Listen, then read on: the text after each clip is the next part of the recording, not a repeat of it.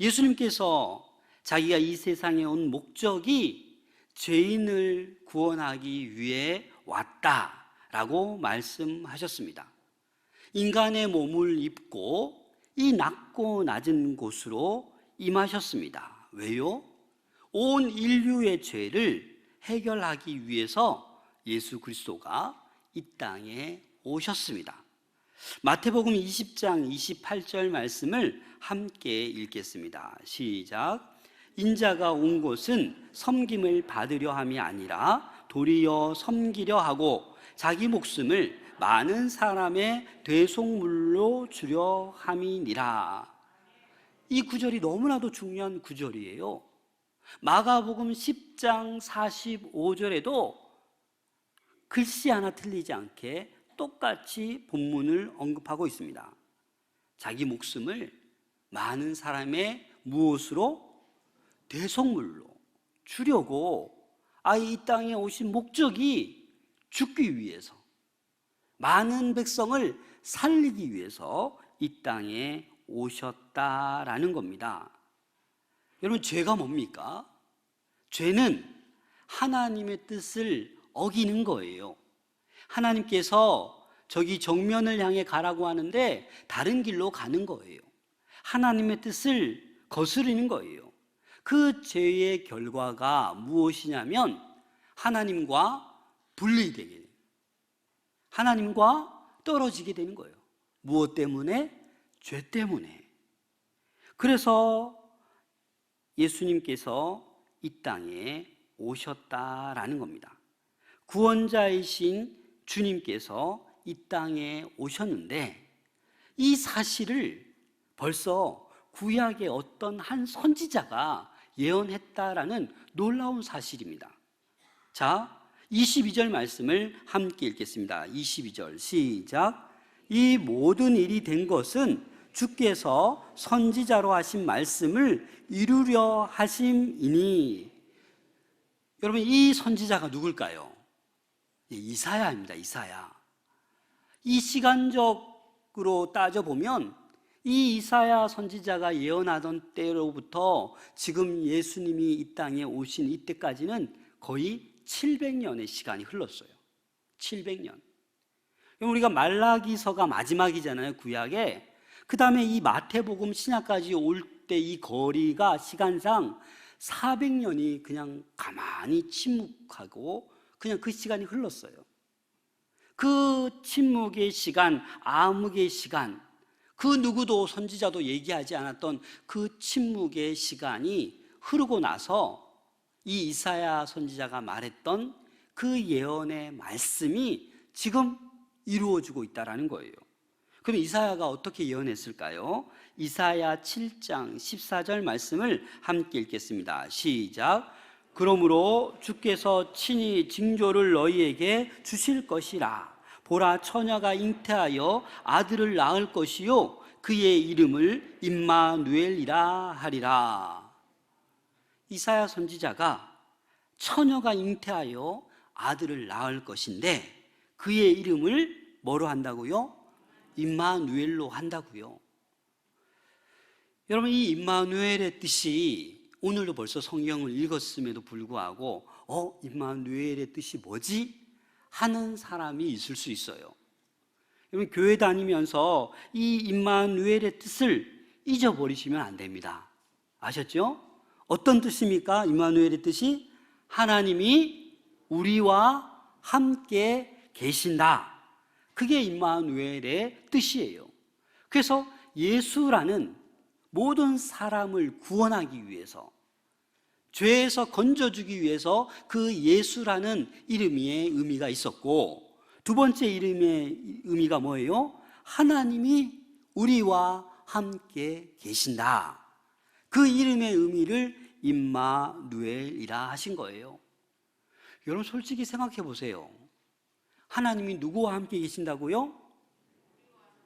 여러분들과 나와 함께 하신다는 거예요. 여러분, 이보다 큰 축복이 어디 있습니까? 여러분, 이보다 큰 축복이 없어요. 만약에 대통령이 늘 나와 함께 해주신다, 여러분, 상상이 됩니까? 네. 대통령이 나와 함께하면 늘 여기 양덕동에 막혀요. 교통체증이 일어나요. 엄청난 호의를 받아야 되고 뭐 그렇게 되는 거잖아요.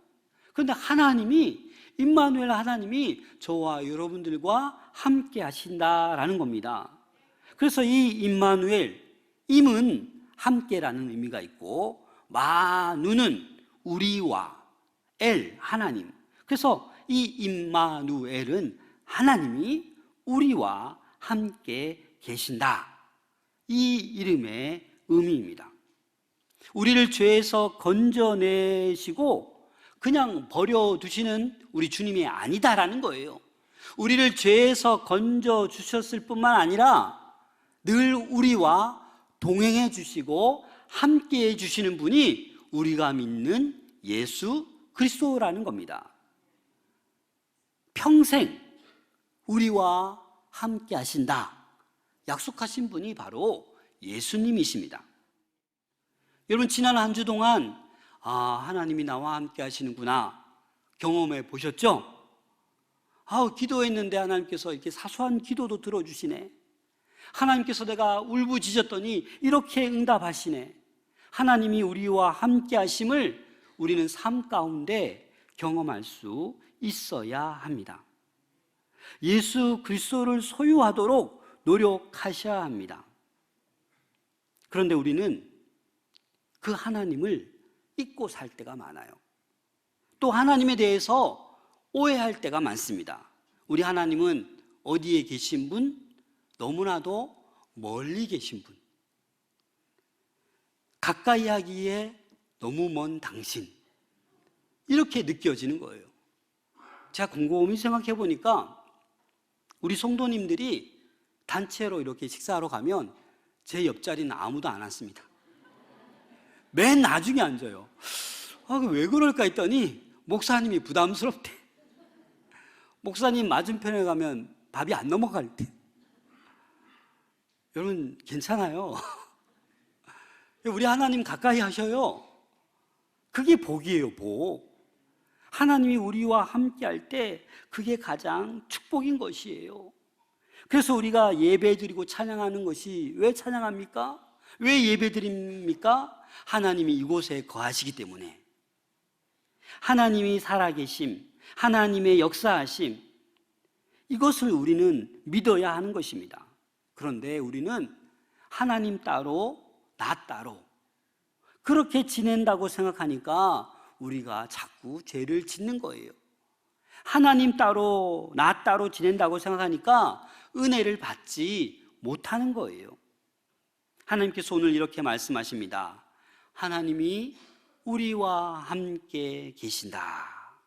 이 임마누엘의 의미를 또 자세히 살펴보면 세 가지 의미가 있어요. 첫 번째 의미는 뭐냐? 과거적 임마누엘. 무슨 말입니까? 벌써 예수님께서 2000년 전에 아기 예수로 이 땅에 오셨어요. 그 임마누엘. 또 말씀과 영으로 현재적 임마누엘. 하나님께서 지금도 이곳에 임하시고 저희들과 함께 하십니다. 그게 현재적 임마누엘입니다. 시편 73편 28절 말씀을 함께 읽겠습니다. 시작. 하나님께 가까이함이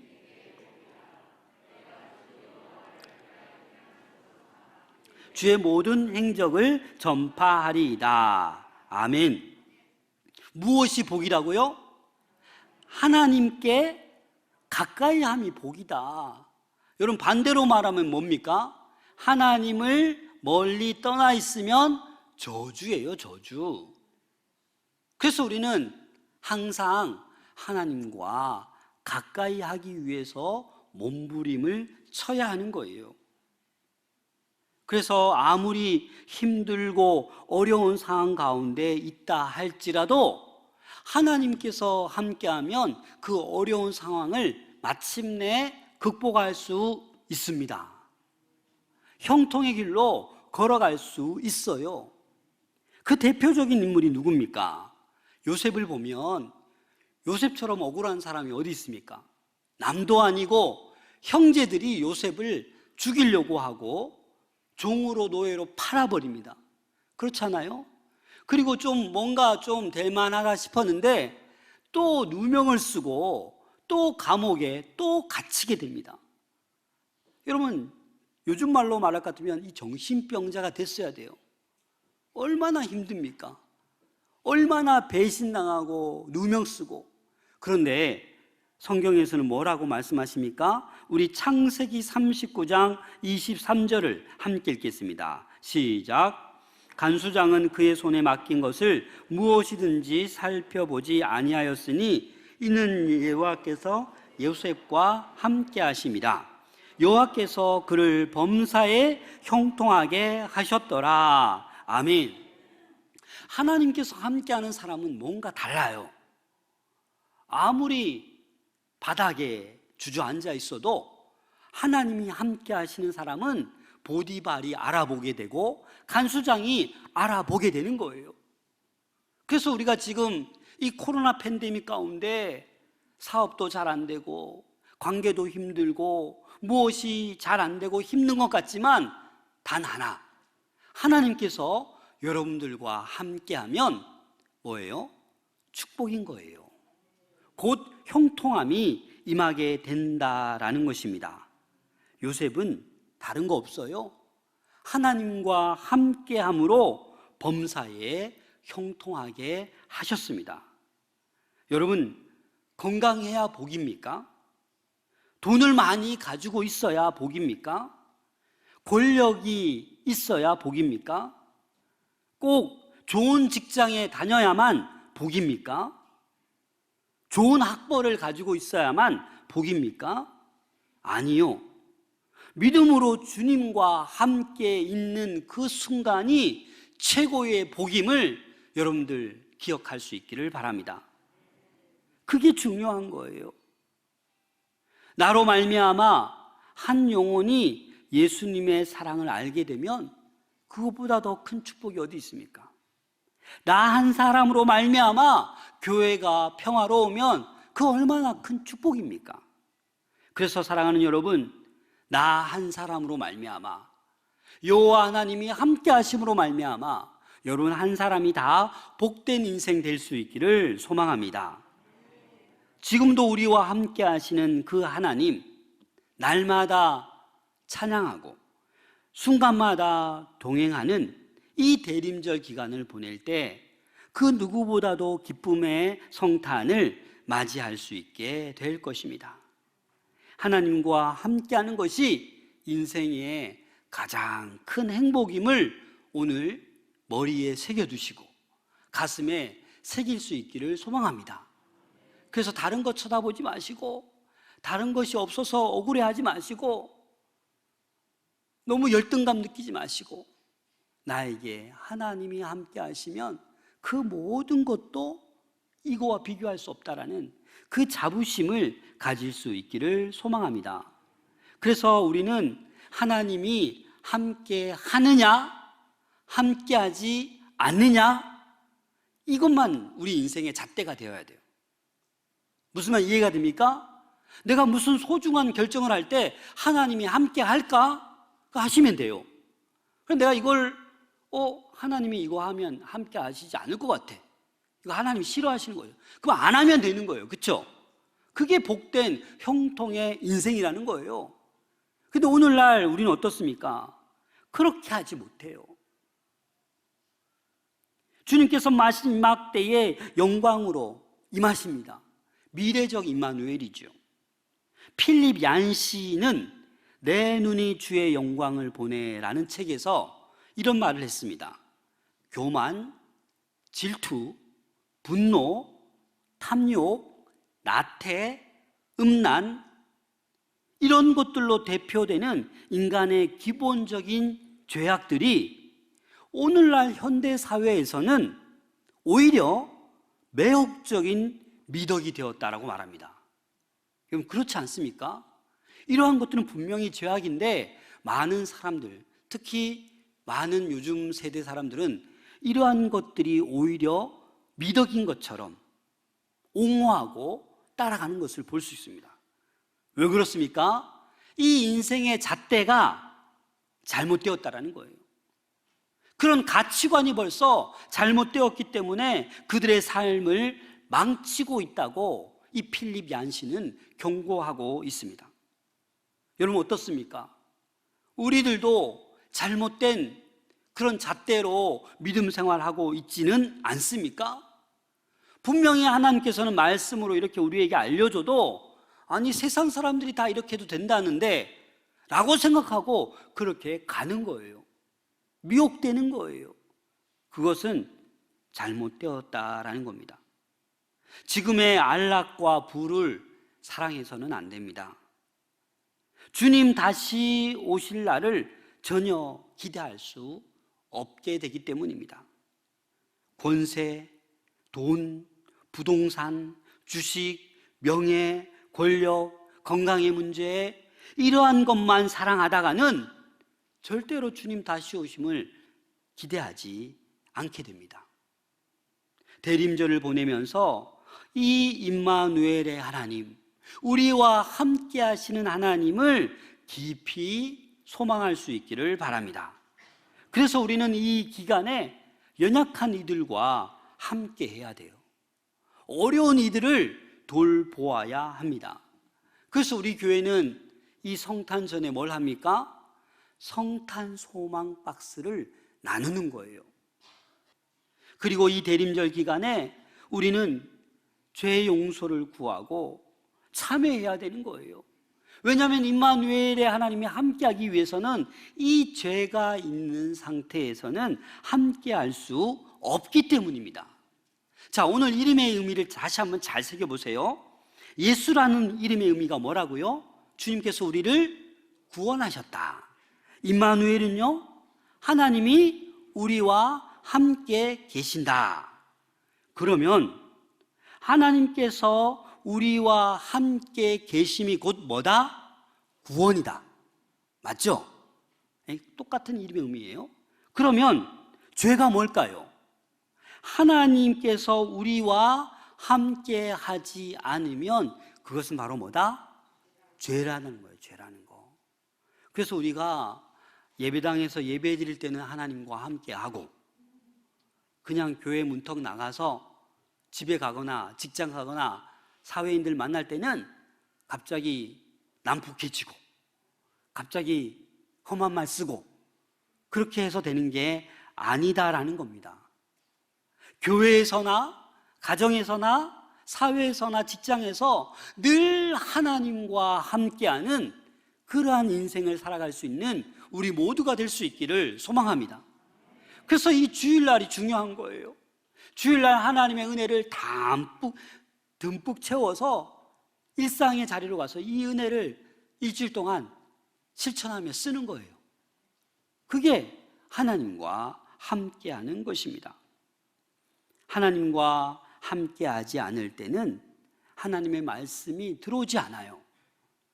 하나님의 선하심과 하나님의 그 사랑을 신뢰할 수 없습니다. 오히려 하나님 말씀은 부담스러워. 목사님 자꾸 이런 말씀 주는데 부담스러워. 오히려 그냥 사탄과 그 세상의 달콤한 거짓말이 더 귀에 막 들어와요. 그래서 그것을 선택하고 싶어요. 송구 영신 예배가 얼마 남지 않았죠? 말씀 카드를 뽑으면 다시 뽑는 사람들이 있어요. 왜 다시 뽑는지 아세요? 십자가를 지고 이러면 빨리 이 복되는 말씀만 뽑아야 되지 좋은 거 나올 때까지 막 뽑으려고. 여러분, 모든 말씀은 우리를 향한 거예요. 이 말씀과 함께하는 것이 복이라니까요. 좋은 말씀이든 험난한 말씀이든 십자가를 지라는 말씀이든 이 모든 것은 하나님의 축복인 줄로 믿습니다. 로마서 5장 12절 말씀 함께 읽겠습니다. 시작.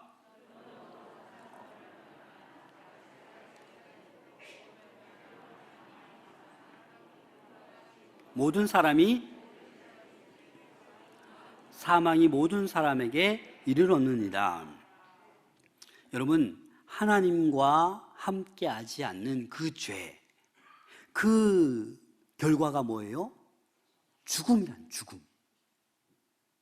사도 바울이 이렇게 얘기한 거예요.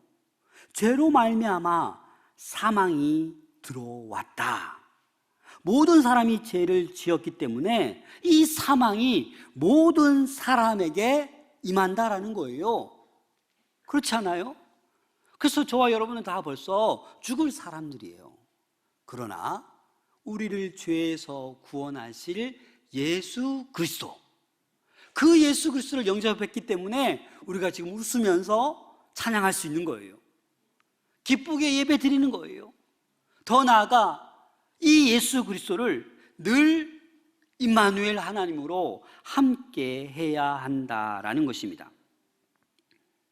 하나님의 지식의 상실, 마음의 부패, 이러한 것들을 바울이 이렇게 선언하였습니다. 에베소서 4장 18절 함께 읽겠습니다. 시작. 그들의 총명이 어두워지고 그들 가운데 있는 무지함과 그들의 마음이 굳어짐으로 말미암아 하나님의 생명에서 떠나 있도다. 아멘. 여러분, 우리가 죽을 때까지 이 총명이 어두워져서는 안 됩니다. 무지해서는 안 됩니다. 마음이 굳어지면 안 됩니다. 강팍해지면 안 됩니다. 왜요? 하나님의 생명에서 떠나게 되기 때문입니다. 이러한 것이 바로 영적인 죽음인 것이에요. 예배를 수없이 드려도 감격이 없어요. 은혜가 없어요. 진리를 깨닫지 못해요. 하나님을 찾지 않아요. 사업이 망하고 힘들어 죽겠는데도 하나님 부를 줄 몰라요. 저기 부산 해운대 쪽에 가보니까, 번화가에 가보니까 타로 같은 점을 왜 그렇게 많이들 보는지 저 깜짝 놀랐어요. 여러분, 진리를 깨달을 수 있기를 소망합니다. 하나님을 찾으시길 바랍니다. 선을 또 우리는 행해야 합니다. 그래야 영적인 죽음이 아니라 영적인 삶, 하나님과 함께 할 수 있는 것입니다. 이 대림절 4번째 주일을 보내면서 이제 곧 성탄절이 다가오는데 우리 마음속에 이 임마누엘의 하나님을 가슴에 새길 수 있기를 소망합니다. 하나님이 우리와 함께 계신다. 하나님이 나와 함께 하신다. 그리고 예수님께서 부활 이후 승천하시면서 제자들에게 이렇게 말씀해 주셨습니다. 마태복음 28장 20절 다 같이 읽겠습니다. 시작. 내가 너희에게 분부한 모든 것을 가르쳐 지키게 하라. 볼지어다 내 세상 끝날까지 너희와 항상 함께 있으리라 하시니라. 아멘. 마태복음 1장에서 임마누엘 하나님으로 시작해서 마태복음 28장 마지막 절에 뭘로 마치고 있어요? 임마누엘의 하나님으로 내가 세상 끝날까지 너희와 항상 함께 있으리라. 이 말씀을 약속해 주시고 승천하셨어요. 사랑하는 여러분, 우리는 지금 고난 가운데, 역경 가운데 있는 분들이 많습니다. 하지만 낙심하지 마십시오. 포기하지 마십시오. 하나님이 우리와 함께 하십니다. 지극히 어렵고 힘든 삶을 지금 살아간다라고 생각되십니까? 하나님이 함께 하십니다. 힘들고 외로워도 조금만 우리 손을 뻗치면 하나님이 우리 손 잡아주시고 우리에게 능력을 더해 주실 줄로 믿습니다.